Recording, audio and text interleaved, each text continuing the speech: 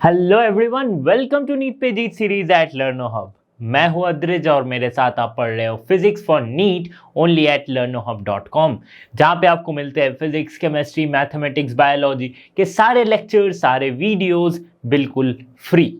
So only at learnohub.com।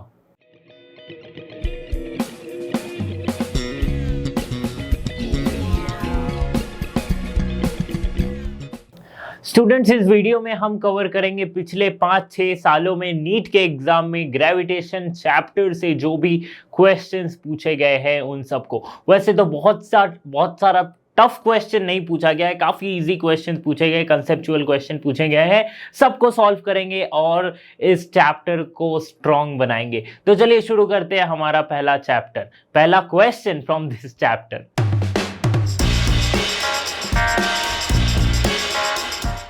Question number 1 पूछा गया है नीट 2022 के पेपर में। क्या कह रहा है question? A gravitational field is present in a region and mass is shifted from A to B. अच्छा, ये ए पॉइंट है, ये बी पॉइंट है, ठीक है, through different paths as shown as W1, W2, W3।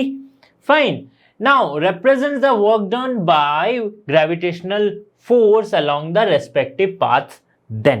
तो ये 3 पाथ है, देखो, एक पाथ ऐसा वाला है, ये एक ऐसा पाथ है, ये एक ऐसा पाथ है। इन तीनों पाथ में इसमें W1 वर्क डन हुआ, इसमें W2 वर्क डन हुआ, इसमें W3 वर्क डन हुआ। तो पूछा गया है कि A से B ले जाने में तीन पाथ फॉलो किए गए हैं, किसमें? इसमें वर्क डन का रिलेशन क्या होगा आपस में।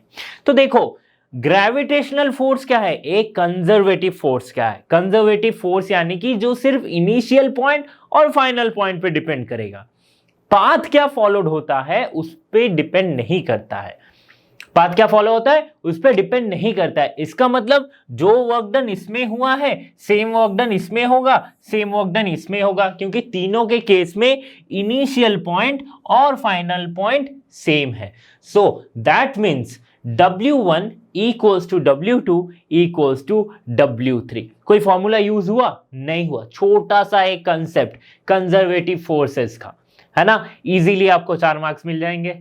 क्वेश्चन नंबर 2 पूछा गया है 2022 के पेपर में। क्या कह रहा है question? In a gravitational field the gravitational potential is given by V equals to -k/x joule per kg।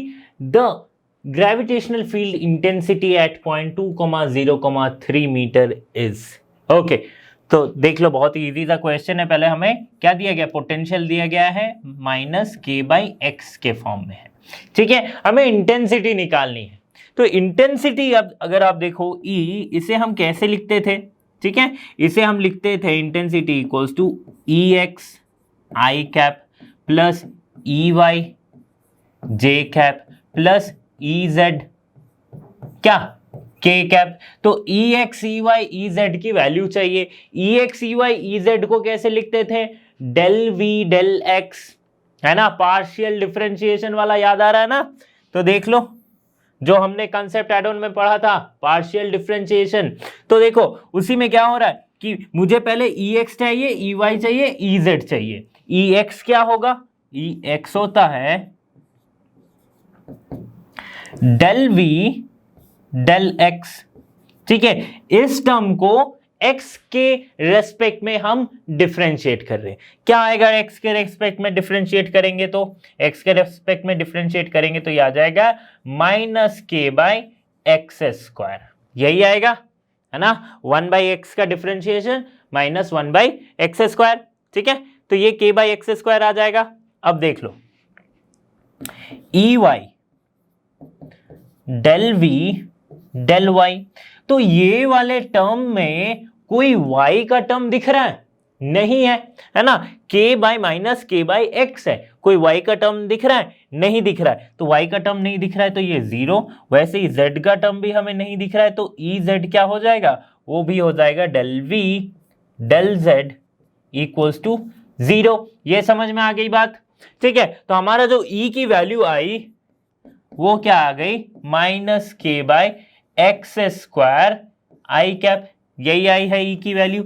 अब क्या पूछा गया है, एट पॉइंट 2,0,3, मतलब x की वैल्यू को 2 रखना है, y की वैल्यू को 0 रखना है, z की वैल्यू को 3 रखना है, बट y z तो है ही नहीं वैल्यू रखने के लिए, तो सिर्फ x की वैल्यू को 2 रख देंगे। तो इसके जगह पे 2 की वैल्यू पुट करेंगे तो हमें क्या मिल जाएगा, -k/2 की स्क्वायर दैट इज 4। तो ये आ गया -k/4। कौन सा आंसर करेक्ट हो जाएगा, option C will be the correct answer, -k/4। एक और क्वेश्चन जो कि पूछा गया है 2022 में, क्या कह रहा है question number 3, a body of mass 60 gram experiences a gravitational force of 3 Newton. ठीक है, when placed at a particular point the magnitude of the gravitational field intensity at that point। इतना इजी क्वेश्चन पूछा गया है कि magnitude of gravitational field intensity क्या होता है, F/m, है ना। फोर्स कितनी है, 3 न्यूटन, मास कितना है 60 ग्राम है, तो 60 ग्राम मतलब 60/1000 कर देंगे तो ये कितना आ जाएगा, केजी में आ जाएगा। सॉल्व कर लो, 60/1000 क्या, 1000 ऊपर आ गया, ठीक है, तो ये रह गया 250, है ना। सो 50 न्यूटन पर KG will be the answer. देखो सिंपल सा आंसर हो गया, है ना। कौन सा आंसर करेक्ट हो जाएगा, ऑप्शन बी। 30 सेकेंड्स भी नहीं लगना चाहिए आंसर को सॉल्व करने में। अगर फॉर्मूला याद नहीं आ रहा है, फॉर्मूला तो याद करने का है ही नहीं। क्या होती है इंटेंसिटी, यही तो होती है कि कितना फोर्स एक्सपीरियंस करेगा एक मास एक ग्रेविटेशनल फील्ड में, वही तो ग्रेविटेशनल फील्ड इंटेंसिटी होती है। फिर भी कभी कभी ये भी अगर दिमाग में ना आए तो एक ट्रिक बताता हूं। देखो क्या है, यहां पे ग्राम है, ग्राम केजी मास की यूनिट है, और यहां पे क्या है, न्यूटन है, फोर्स। आंसर में क्या लिया गया है, सारे आंसर देख लो न्यूटन पर केजी में है। इसका मतलब क्या हो गया, इंटेंसिटी, ग्रेविटेशनल फील्ड इंटेंसिटी की जो यूनिट होती है ये वो न्यूटन पर केजी होती है। ठीक है, तो न्यूटन पर केजी मतलब ऊपर फोर्स होना चाहिए, नीचे मास होना चाहिए। तो फोर्स 3 न्यूटन है, मास 60 ग्राम है, केजी में चेंज कर दो और डिवाइड कर दो, देखना आंसर 50 न्यूटन आएगा। तो ये मैंने बताया। अगर कंफ्यूजन हो जाए, कभी कभी होता है ना, दिमाग ब्लॉक हो जाता है बहुत सारे क्वेश्चन सॉल्व करते हो, तो ये ट्रिक अप्लाई करके देखना। हर एक क्वेश्चन में यूनिट्स मैच करना तो बनेंगे क्वेश्चन। क्वेश्चन नंबर 4 पूछा गया है 2021 के पेपर में, the escape velocity from the earth surface is v। The escape velocity from the surface of another planet having radius 4 times that of earth and the same mass density क्या हो जाएगी। बहुत easy सा question है। देखो क्या है, पहले तो एस्केप वेलोसिटी सपोज हम करते हैं अर्थ की, यहां पे दी गई है क्या, v, तो हम मान लेते v है अर्थ की एस्केप वेलोसिटी, तो वो क्या होती है √2gm/r, ये ओवर फुल रूट रहता है ना, √2gm/r ये होती है। 2g/r को मैं ऐसे लिखता हूं और मास को लिखता हूं in terms of mass density, rho के टर्म्स में। तो कैसे लिख सकते हैं, वॉल्यूम इनटू दैट डेंसिटी, वही तो होती है मास। तो वॉल्यूम क्या हो जाएगी, अगर अर्थ को हम एक परफेक्ट स्फीयर कंसीडर करते then it will be 4/3 pi r³ into rho, ये डेंसिटी है। ठीक है, सो देख लो ये आ जाएगी। अब यहां से हमें क्या पता चल रहा है, 4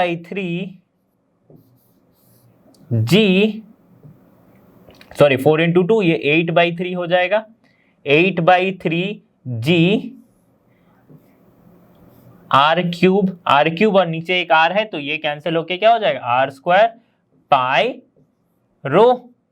ठीक है, इनमें से देख लो सब कुछ क्या है, ये g है, ये यूनिवर्सल कांस्टेंट है, पाई कांस्टेंट है, रो कांस्टेंट है। ठीक है, यूनिफॉर्म सेम मास डेंसिटी दिया गया है, तो v ऐसा हो गया। अभी अगर हम कंसीडर करें कि किसी दूसरे प्लैनेट, उसकी एस्केप वेलोसिटी है v', ठीक है, और ये क्या कह रहा है कि इसकी रेडियस जो है वो कितने टाइम्स है, 4 टाइम्स है। तो यहां से हम क्या देख सकते हैं कि v जो है वो डायरेक्टली प्रोपोर्शनल हो रहा है क्या, r के। क्योंकि v equals to root under r square है, मतलब यहां से हम r बाहर निकाल सकते, तो v is directly proportional to r। तो v डैश बाई v अगर करते हैं तो हमें क्या मिलेगा, इसकी रेडियस क्या है, सो v डैश, इसके वेलोसिटी भी रेडियस के प्रोपोर्शनल हो रही है, रेडियस ऑफ दैट प्लैनेट, तो इसकी रेडियस हम मानते हैं r डैश है जो दूसरी प्लैनेट है, और इसकी रेडियस है r, तो ऐसे ही तो प्रोपोर्शनली होती है। ठीक है, अब देखो क्या कहा गया है कि r डैश जो है, यहां पे देखो another planet having a radius 4 times that of earth, मतलब r डैश जो है वो क्या है 4r है, तो सिंपली पुट कर देंगे, v डैश हमें निकालना है, v equals to r dash by r, जिसे हम लिख सकते हैं 4r बाई r। तो हमें v डैश क्या कितना मिल जाएगा 4v, मतलब escape velocity 4 times of the escape velocity of earth हो जाएगी। So option A is the correct answer, है ना। अभी आप पूछोगे कि सर हमें तो सिंपली इस इक्वेशन से लग रहा था कि ये रूट अंडर 1/r पे डिपेंडेंट है, क्यों ऐसा नहीं हुआ, क्योंकि यहां पे क्या कहा गया है कि सेम मास डेंसिटी है, मास डेंसिटी सेम है। अगर कह देता कि सेम मास है तो हम इसे कंसीडर कर सकते थे, लेकिन सेम मास डेंसिटी कहां है, ठीक है, तो हम पहले मास को डेंसिटी, मास डेंसिटी के टर्म्स में लिखे, फिर हमें जो रिलेशन मिला उसमें क्या आया कि v is directly proportional to the radius, उस हिसाब से उस प्रोपोर्शनलिटी को यूज करके हमने ये सॉल्व किया। क्वेश्चन नंबर 5 पूछा गया है 21 के पेपर में। क्या कह रहा है question, a particle of mass m is projected with a velocity of v equals to k into v, where k is less than 1 from the surface of the earth। Okay, now v is the escape velocity, ठीक है, and the maximum height above the surface reached by the particle is। बहुत ही simple सा question है, देखो ये अर्थ हो गया, है ना, और यहाँ पे हाइट किसी एक वेलोसिटी से फेंका गया, और ये मैक्सिमम हाइट कितनी पहुंचेगी उसकी वो हमें पता करना है। तो मैक्सिमम हाइट मतलब सपोज कि ये h हाइट पे पहुंची, ठीक है, तो कैसे पता करेंगे h हाइट पे क्या कितनी हाइट, ये h कितनी होगी, तो यहाँ पे जो पोटेंशियल एनर्जी होगी वो क्या होगी, that is the sum of kinetic energy and the potential energy at the surface.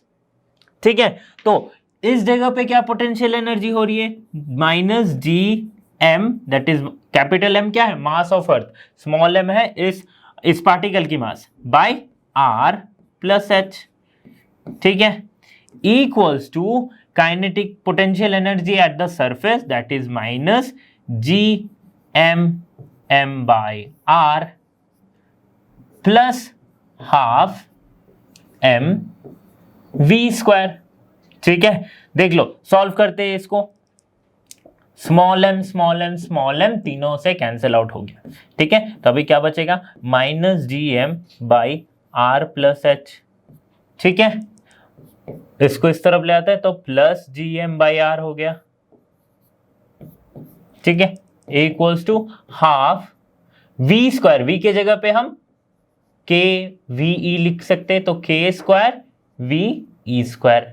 ठीक है, ओके, इसको सॉल्व करो, इसमें माइनस जी एम, अगर मैं जी एम कॉमन ले लेता हूं तो ये कुछ इस तरह से आएगा, that is G M into H by R into R plus H, ये आ जाएगा।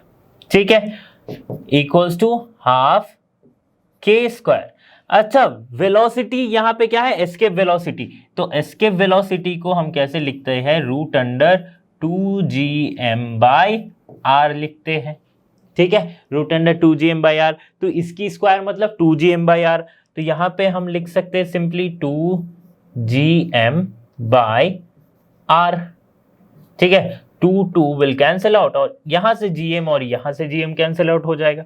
अब क्या हमारे पास बचा, K square by R equals to H by R into R plus H.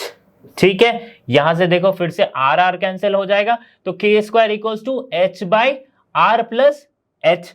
तो यहां से अगर हम और दोबारा सॉल्व करें तो हमें जो r की h की वैल्यू जो मिलेगी वो क्या मिलेगी, this will be around r k square by 1 minus k square. ठीक है, r k square by 1 minus k square, that is option A is the correct answer. Question number 6, a body weighs 72 Newton on the surface of the earth. What is the gravitational force on it at a height equal to half the radius of the earth? ठीक है, देखो question बहुत ही simple है कि ये हमारा अर्थ हो गया, इस पे इसके जस्ट सरफेस पे एक बॉडी की वेट कितनी है, 72 न्यूटन है। ठीक है, तो इसके किसी एक हाइट पे,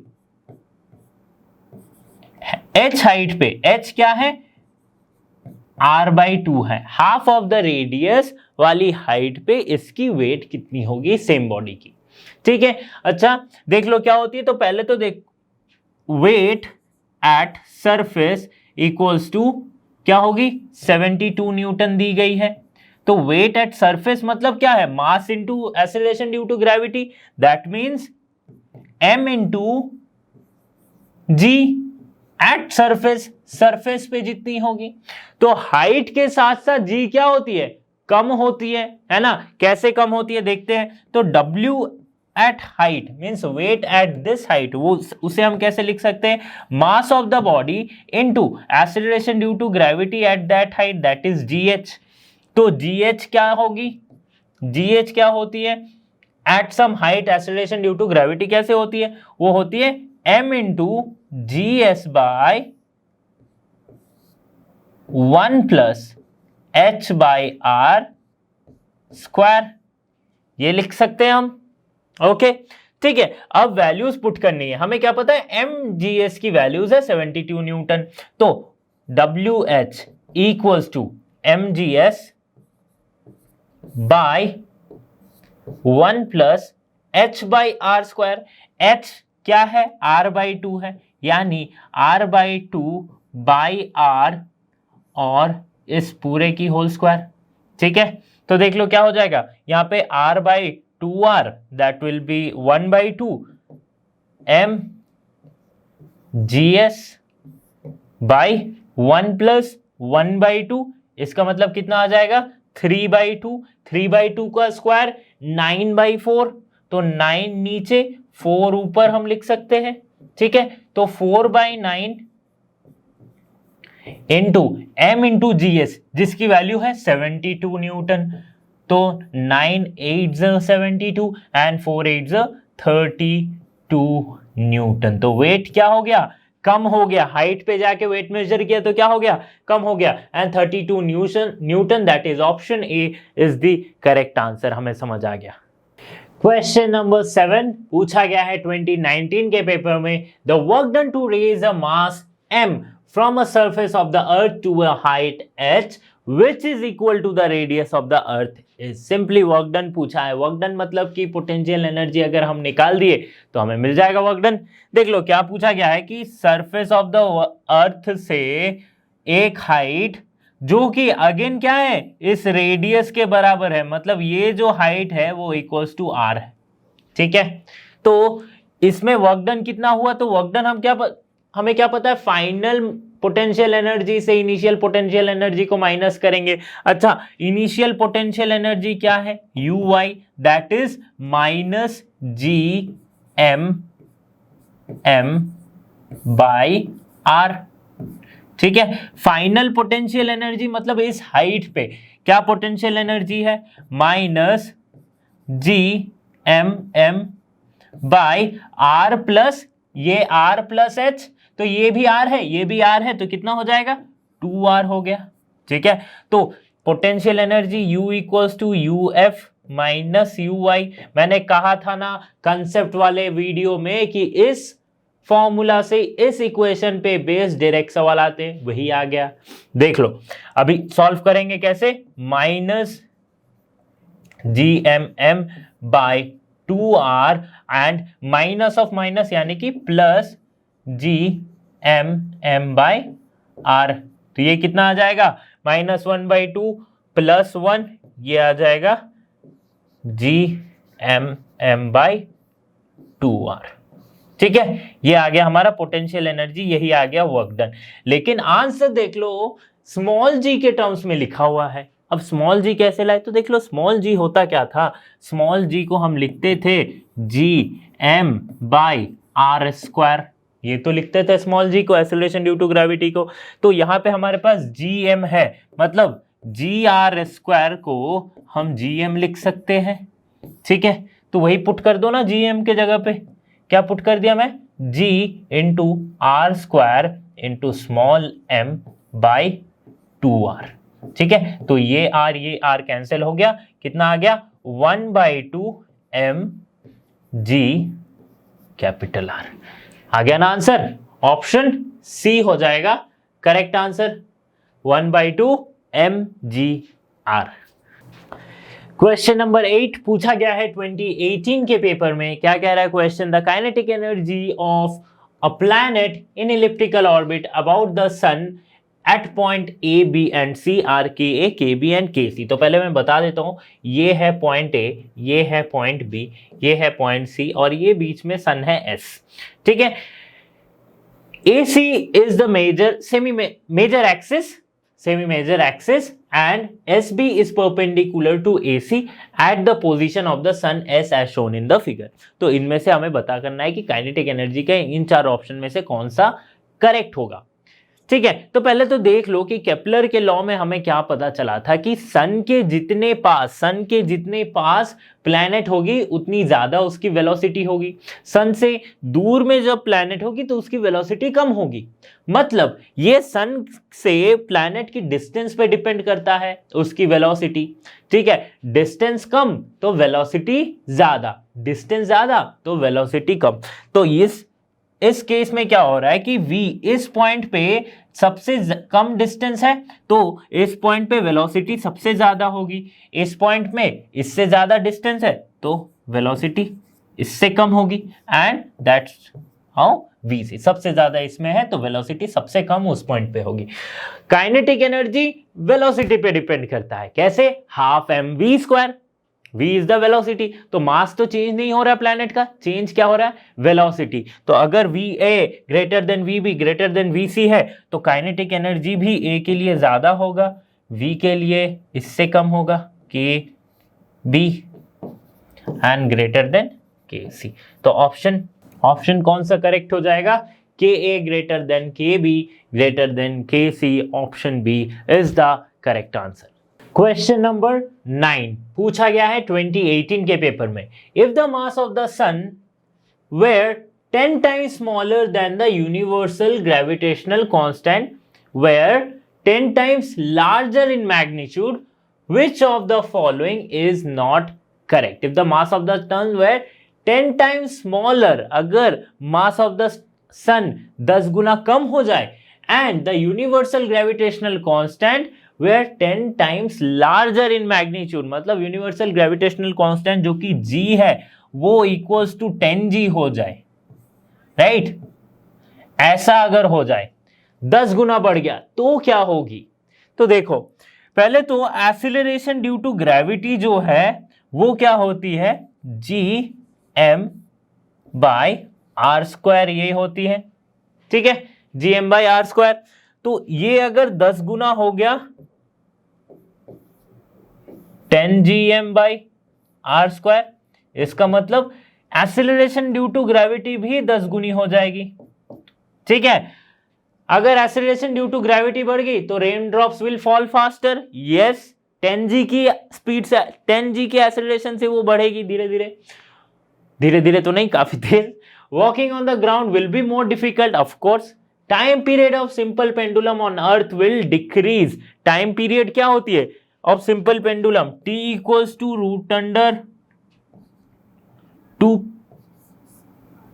√2π इंटू √L/g, ठीक है, ये होती है ना टाइम पीरियड की value of simple pendulum, t equals to 2π √L/g। तो g की वैल्यू 10 गुनी हो जाएगी, नीचे वाला अगर 10 गुना बढ़ जाएगा तो टाइम पीरियड घट जाएगा, ऑब्वियस सी बात है।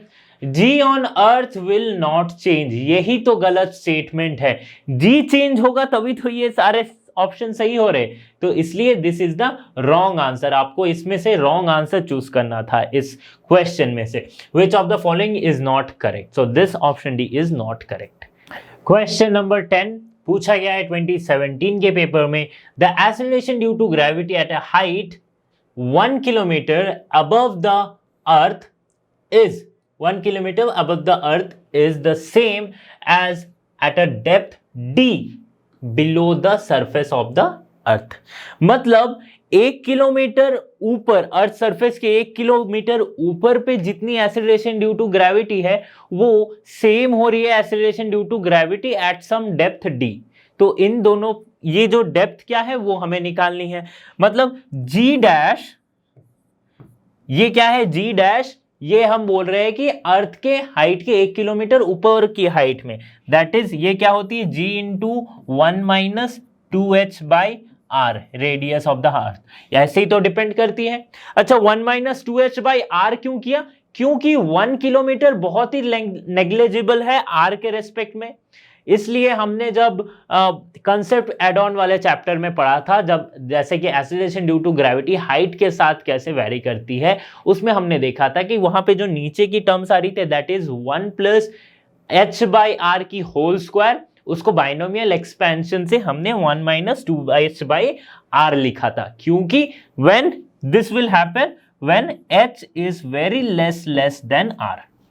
ठीक है, सिंपली हम ये लिख सकते हैं। अच्छा डेप्थ में क्या हो रहा है, g double dash equals to, ये मैंने लिख रहा हूं जस्ट अभी के नोटेशन के लिए, that is 1 minus D by R. ठीक है, तो किसी एक पॉइंट पे क्या हो रही है, दोनों सेम हो रही है, तो हम लिख सकते हैं 1 minus 2h by R into G equals to g into 1 minus D by R. Question यही पूछ रहा है, अकॉर्डिंग टू द क्वेश्चन यही है। ठीक है, जी कैंसिल करो, हाइट कितनी दी गई है 1 kilometre, that means 1 minus 2 by R equals to 1 minus D by R. Solve करके देख लो, r माइनस डी, यहाँ पे r प्लस 2, नीचे r कैंसिल हो जाएगा, that means sorry r minus 2 equals to r minus D, ये आ गया। तो d की वैल्यू जो आ गई 2 किलोमीटर आ गई, क्या आ जाएगी 2 kilometre. Option C is the correct answer. D की डेप्थ, देखो क्या क्वेश्चन हो गया, इसमें से क्या समझ में आया, एक कंसेप्ट भी समझ में आया कि अर्थ के 1 किलोमीटर हाइट पे जितनी एक्सेलरेशन ड्यू टू ग्रेविटी होगी वो 2 किलोमीटर डेप्थ पे भी होगी। ठीक है, 2 किलोमीटर डेप्थ पे भी same acceleration due to gravity होगी। क्वेश्चन नंबर 11 पूछा गया है 2017 के पेपर में, अगेन अ कंसेप्चुअल क्वेश्चन है। देखते हैं, समझते हैं क्या है question. 2 astronauts are floating in gravitational free space after having lost contact with their spaceships.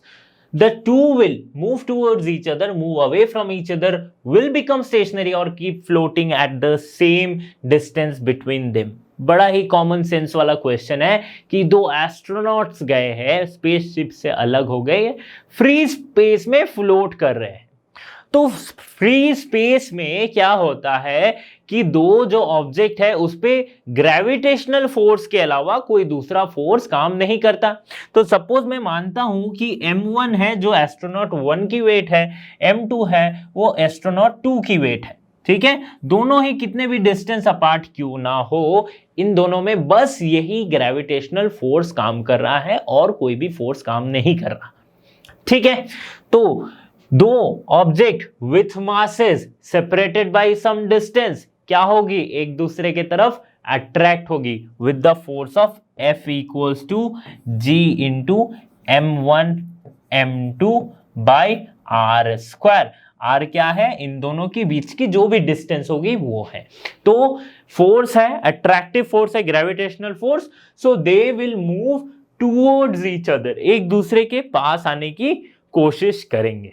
तो स्टूडेंट्स, इस वीडियो में हमने सॉल्व किए हैं प्रीवियस ईयर 5-6 सालों में जो भी क्वेश्चंस पूछे गए हैं ग्रेविटेशन वाले चैप्टर से नीट के एग्जाम में। तो ऐसे ही इंटरेस्टिंग वीडियोस के लिए बने रहिए लर्नो हब के साथ, क्योंकि लर्नो हब फ्री है पर बेस्ट है। So thanks for being here and have a great day.